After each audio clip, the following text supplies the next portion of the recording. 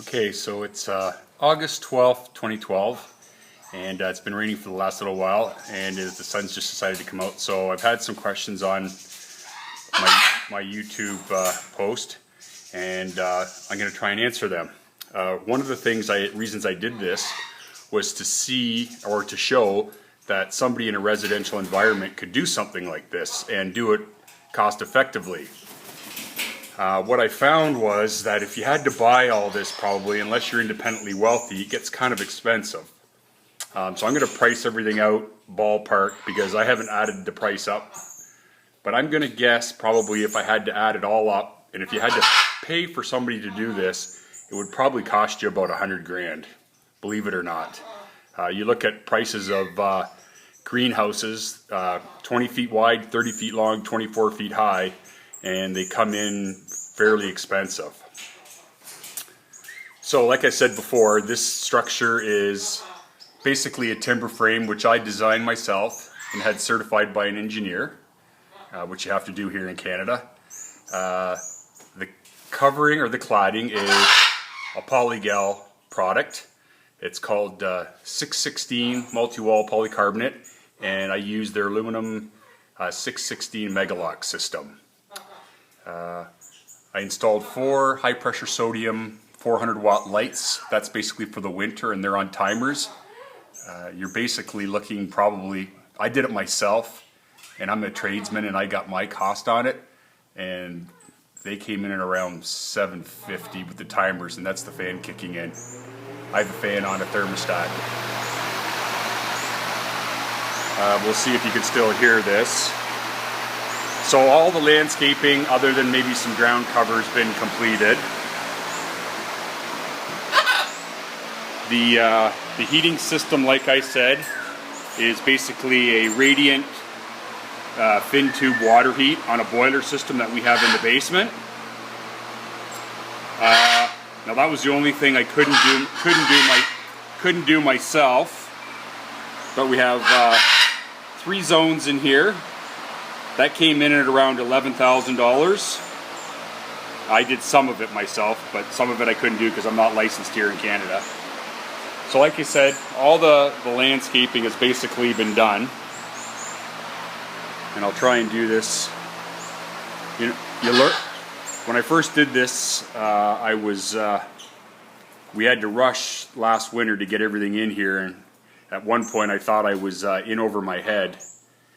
But because I had so many little problems I had to solve, and I don't even know where to begin to tell you, but believe me, when I say this isn't an easy project, it is not an easy project. There is lots to think about. I'll show you our latest acquisition here. This is my ground maintenance crew. These are our, I believe they're called, I'm not even going to try and pronounce the Latin, but they're crested partridge from Borneo. They do a great job cleaning up after everybody, and they're hilarious. And they've decided that they're going to sleep in the trees at night. I'm trying to get, there you are, you can get a good picture of them. So anyways, this is our conservatory. We've got an 18-foot triangle palm in here that we had brought in from Florida. Things have really taken off and grown, and we've had new life in here. Our pair of diamond doves has had 2 babies, which I'll try and show you. And we've had cordon bleu, red cheek cordon bleu babies.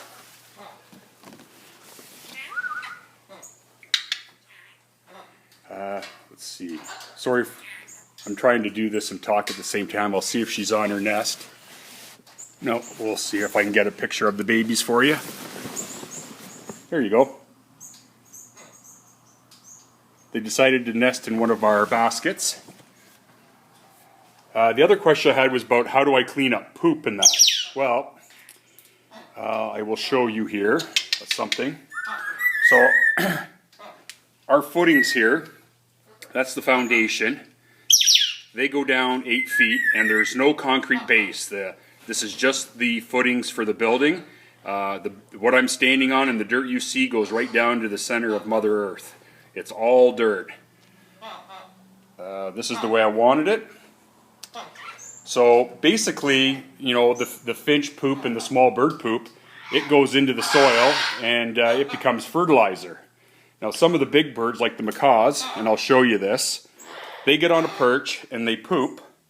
And basically what I do is it just kind of hardens. I just scoop it up with a tiny little shovel, put it in a garbage bag and throw it out. It's actually quite easy. And it's easy to clean up. But, you know, it's basically a, you know, an environment, an enclosed rainforest.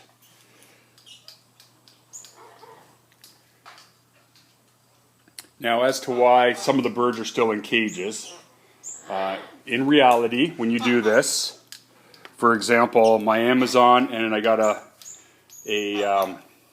Senegal. Now, these two guys are a pair. You know, they tend to not mind their own business, and they get a little aggressive, and we've had a few close calls. And I've had birds that have been given to me that aren't adept at flying. Plus, you have to remember that in the wild, you know, an Amazon and a Senegal, although these guys are buddies, in the wild they're on separate continents. They would never run into each other. And birds fight aggression with aggression. They, you know, the term fight or flight. They don't. Some of them, even though they're little, they don't back down. And sometimes that isn't the greatest idea or the best move. So it's getting warm in here now. The humidity is extremely high.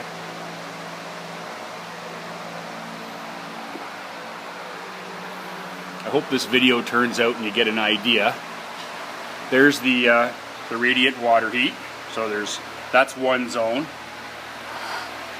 Now what we're gonna do is we're gonna have a living wall on that wall there. And I've started the pond. The pond is in place. There's no water yet. Everything's in place, and that's going to be my winter project. So that's the back wall of the house. It's coming. Now there's the fan I have on a thermostat, and it oscillates.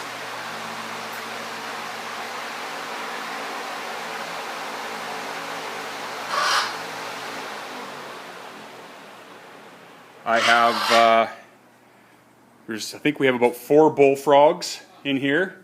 We have praying mantis. I had a mealy bug problem, but we solved that. I ordered some crips in, and again, don't ask me to pronounce the Latin.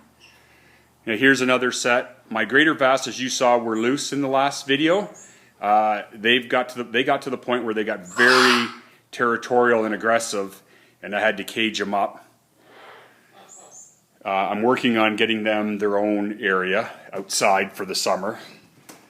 The other issue I had, again, birds from different continents. I have a pair of Alexandrians that are in a cage.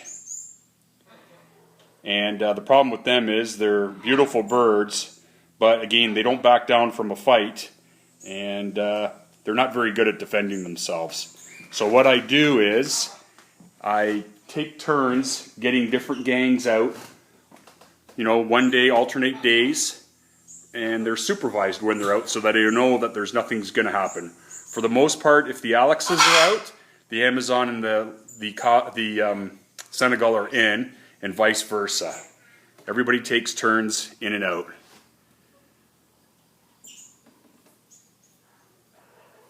So even though they're in their cage, they're still in a much better environment as far as humidity, air quality, the whole bit. And what I did here was on our deck, I put plastic down so any poops and everything. The wood was nice, but trying to get poop stains out of wood is not easy, and you want to limit your the work you have. So my workload went from having all these birds in cages and cleaning cages and having them out, you know, on supervised outs. Now it's easy and I enjoy it, and I can garden all winter. One of the little things you need to learn also on this, little things I learned, was before we had a sill plate where it went down to. And what happened was in the wintertime when you have condensation, the condensation runs down the polycarbonate and it ran onto the sill plate. So I had to put this aluminum flashing in that you see down here so that all the moisture runs into the garden.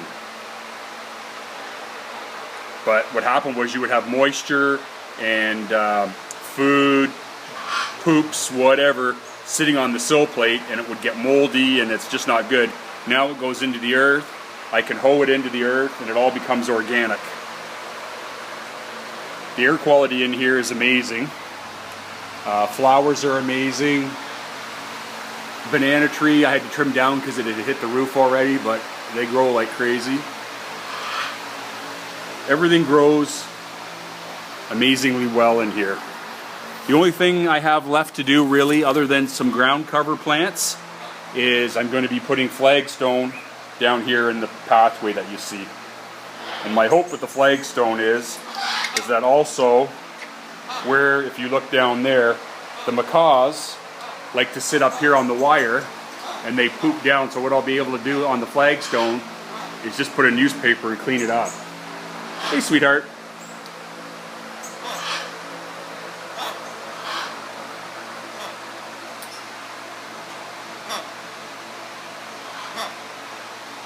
I'm not sure if I've answered all the questions, but there's so many things to know when you do this. Like I said, I did this all myself, and there was a ton of work to do and in detail, and it's all the little things that get you. When you think you've got it all done, and then you realize that, oh, you got to do this, you got to do that. I'll take you for a ground tour. So again, you can see the pathway there. Fin tube. Amazon. Troublemaker you. Yeah. You can come out tomorrow. Tomorrow's your turn.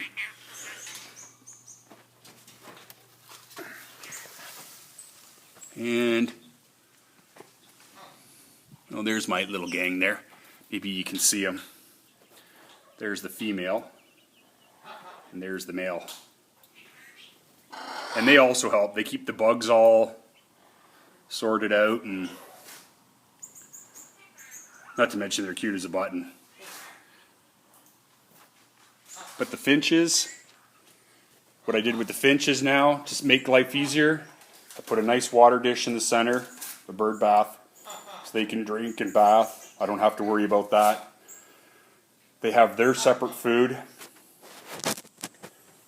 but for the most part they eat out of the macaw's bowls and any other birds they can get into. Just keeps getting better in here. Better and better and easier to take care of. That's all I can say. That was the other thing. And my guilt level has gone down amazingly.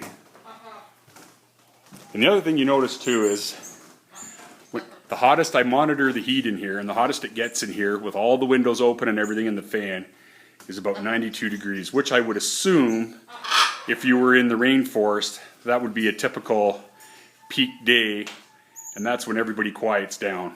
Everybody pretty much goes to their spots and just chills because it gets hot. So I hope you enjoy this, and if you have any more questions, just leave them on there and I'll check them out.